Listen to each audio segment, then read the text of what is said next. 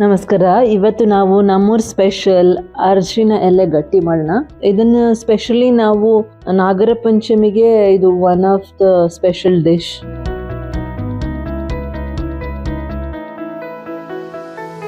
So ಅದನ್ನ ಮಾಡಲಿಕ್ಕೆ ಬೇಕಾಗಿರೋ ಸಾಮಗ್ರಿಗಳು: ತುರಿದಿರೋ ಕಾಯಿ 1 ಕಪ್, ಬೆಲ್ಲ 1 ಕಪ್, ಅಕ್ಕಿ ನೆನೆಸಿರೋದು 2 ಕಪ್, ಮತ್ತೆ ಏಲಕ್ಕಿ 2 ರಿಂದ 3, ರುಚಿಗೆ ತಕ್ಕಷ್ಟು ಸ್ವಲ್ಪ ಉಪ್ಪು. ಫಸ್ಟಿಗೆ ನಾವು ರೈಸ್ನ ರುಬ್ಕೊಳ್ಳೋಣ. ಓವರ್ ನೈಟ್ ನೆನೆಸಿರ್ತೀವಿ, 5 ರಿಂದ 6 ಗಂಟೆ ನೆನೆಸ್ಬೇಕಾಗತ್ತೆ.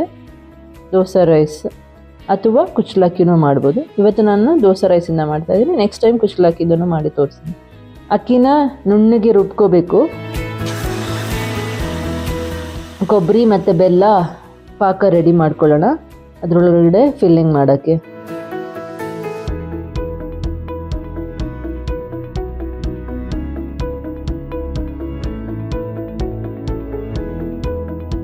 ಬೆಲ್ಲ ಕೊಬ್ಬರಿ ರೆಡಿ ಮಾಡಿರೋದಕ್ಕೆ ಅದಕ್ಕೆ ಏಲಕ್ಕಿನೂ ಪುಡಿ ಮಾಡಿ ಹಾಕ್ಕೋಬೇಕು.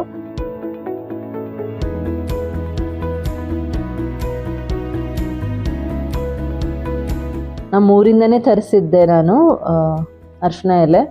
ಸೊ ಅದನ್ನೆಲ್ಲ ಕ್ಲೀನ್ ಮಾಡಿಕೊಂಡು ಒರೆಸ್ಕೊಂಡು ಇವಾಗ ಅದ್ರ ಮೇಲೆ ರುಬ್ಬಿರೋ ಅಂಥ ಅಕ್ಕಿ ಹಿಟ್ಟು ರುಬ್ಬೇಕಾದ್ರೆ ನಾವು ಅದಕ್ಕೆ ಬೇಕಾದಷ್ಟು ಉಪ್ಪು ಸ್ವಲ್ಪ ಹಾಕ್ಕೊಂಡಿರ್ತೀವಿ. ಅದನ್ನು ನಾವು ಚೆನ್ನಾಗಿ ಎಲೆ ಮೇಲೆ ಸವರ್ಕೋಬೇಕು ಈ ಥರ ನೀಟಾಗಿ.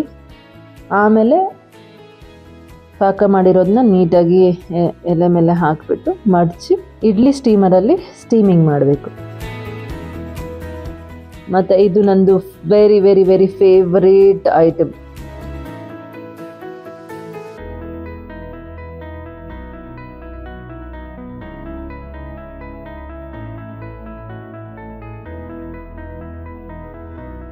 ಇದನ್ನು ಇಡ್ಲಿ ಸ್ಟೀಮರಲ್ಲಿ ಇಟ್ಮೇಲೆ ನೀವು ಒಂದು 20 ಮಿನಿಟ್ಸ್ ಬೇಯಿಸ್ಕೋಬೇಕಾಗುತ್ತೆ. ನಾನು 20 ಮಿನಿಟ್ಸ್ ಬೇಯಿಸ್ತಾ ಇದ್ದೀನಿ.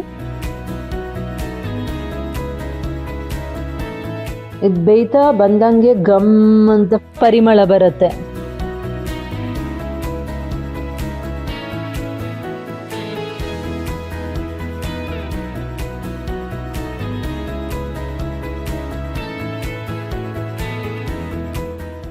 ಟೇಸ್ಟ್ ಮಾಡೋಣ ಹೆಂಗೆ ಬಂದಿದೆ ಅಂತ.